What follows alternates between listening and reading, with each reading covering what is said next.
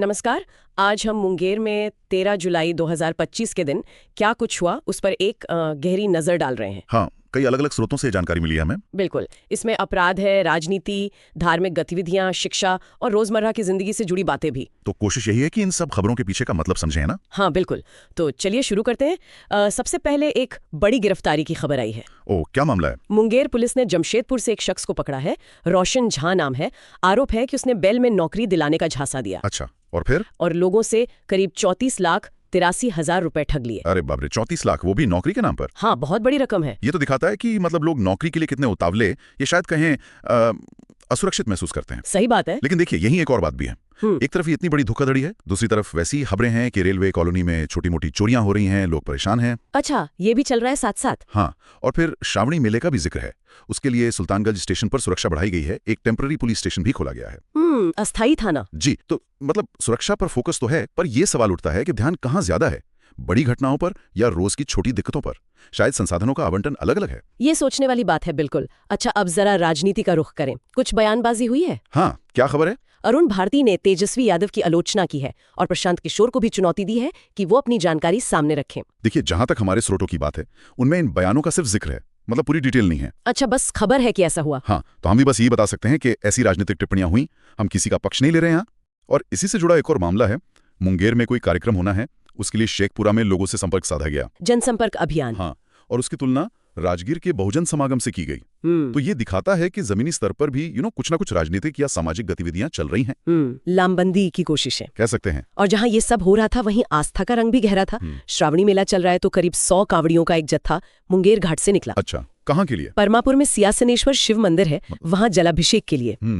लेकिन यहाँ एक मुश्किल भी सामने आई। खबरों में आया कि इस बार गर्मी बहुत ज्यादा थी और शायद सुविधाएं भी कम थी, तो कावड़ियों को बहुत परेशानी हुई। बिल्कुल, ये अक्सर देखने को मिलता है।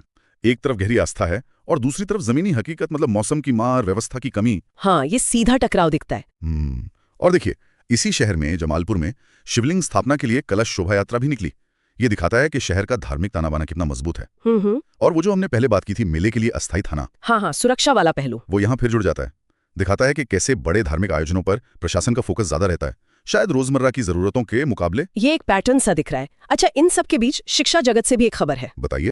पीएम श्री जवाहर नवोदय विद्यालय रमंकाबाद में पेरेंट्स टीचर मीटिंग हुई और वहां इस बात पर जोर दिया गया कि बच्चों को खेल खेल में सिखाया जाए, प्ले बेस्ड लर्निंग। हाँ, ये आजकल काफी चलन में है और अच्छी बात भी है, शिक्षा को ज्यादा दिलचस्प बनाने की कोशिश। बिल्कुल। लेकिन इसी आधुनिक सोच के साथ रोज की आर्थिक चिंताएं भी तो हैं। जैसे ईंधन की कीमतें। जुलाई में मुंगेर में पेट्रोल 105 रुपए 46 पैसे से शुरू होकर 106 रुपए 19 पैसे प्रति लीटर तक गया। ओ, थोड़ी बढ़ोतरी हुई। हाँ, और डीजल भी वो 91 रुपए 69 पैसे से 92 रुपए 37 पैसे तक पहुंचा। ये छोटी बढ़ोतरी भी आम आदमी की जेब पर असर डालती है ना? बिल्कुल, रोज के खर्चों में फर्क पड़ता है। सही। तो अगर हम इन सब बातों को एक साथ देखें तो 13 जुलाई को मुंगेर की तस्वीर कैसी बनती है। एक तरफ अपराध की चिंताएं हैं, बड़ी धोखाधड़ी भी, छोटी चोरियां भी। दूसरी तरफ राजनीतिक गहमा-गहमी है। फिर गहरी आस्था है जो मौसम और व्यवस्था की चुनौतियों से जूझ रही है। बिल्कुल। शिक्षा में नए तरीकों की बात हो रही है और साथ ही महंगाई का एहसास भी। पेट्रोल डीजल के दाम बढ़ रहे हैं, तो सब कुछ एक साथ हो रहा है। सही कहा। और जो बात मुझे सबसे दिलचस्प लग रही है वो है इन सब अलग अलग चीजों का एक ही दिन एक ही शहर में होना। मतलब बड़े अपराध के साथ सामुदायिक धार्मिक आयोजन, राजनीतिक बयानों के साथ शिक्षा पर चर्चा। ये दिखाता है कि जीवन कितना जटिल है।